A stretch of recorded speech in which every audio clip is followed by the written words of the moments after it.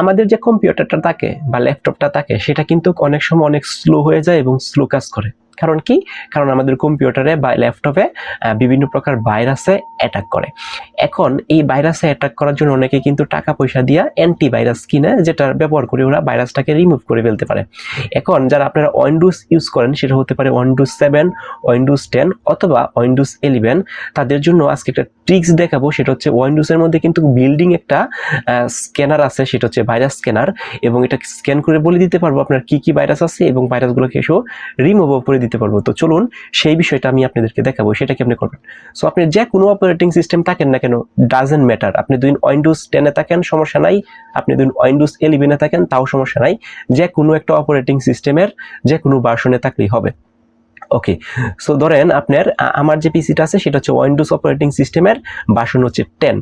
এখন প্রথমে কি করবেন, আপনার সেম প্রসিডিউর, সব ভার্সনেই সেম প্রসিডিউর। আপনি যারা অপারেটিং সিস্টেম 7 ব্যবহার করেন অথবা 10 অথবা 11 মানে 11 ব্যবহার করেন, সব নিয়ম হচ্ছে একটাই।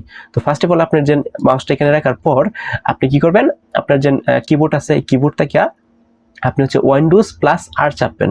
তো আমি চাপলাম হচ্ছে উইন্ডোজ প্লাস আর, ক্লিক করার পর এরকম একটা অপশন আসবো, সো একটা ডায়লগ বক্স আসবো। আসার পর এই যে এখানে আছে, এখানে লিখবেন আপনি এমআরটি, আমি আবার বলছি এমআরটি, লেখার পরে আপনি ওকেতে ক্লিক করবেন। তো ওকেতে ক্লিক করার পর আপনার একটু ওয়েট করতে হবে। আপনার পিসির কনফিগারেশন যদি ফাস্ট হয় বা ভালো হয় তাহলে এটা দ্রুত চলে আসবে, আর যদি একটু ডিলে হয় বা পিসির যে কনফিগারেশন আছে সেটা একটু লেট করবে। সো এরকম একটা পপ আপ অপশন আসবো, আসার পরে আপনি ইয়েসে ক্লিক করবেন। তো ইয়েসে ক্লিক করার পর আপনি আরেকটু ওয়েট করবেন।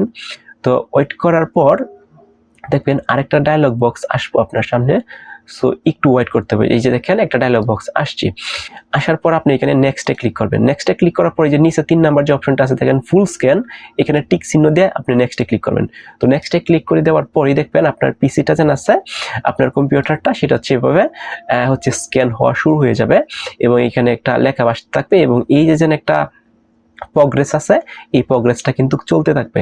সো যতক্ষণ পর্যন্ত আপনার পিসিটা স্ক্যান না হয় ততক্ষণ পর্যন্ত আপনার পিসিটা শাট ডাউন করবেন না বা বন্ধ করবেন না। সো এটা অটোমেটিকলি আপনার পিসিতে যত প্রকার ফাইল সিস্টেম আছে বা ফাইল আছে সবগুলোকে স্ক্যান করবে। স্ক্যান করার পর আপনাকে যে ভাইরাসগুলো পাবে সেগুলো সে অটোমেটিকলি রিমুভ করে দিবে।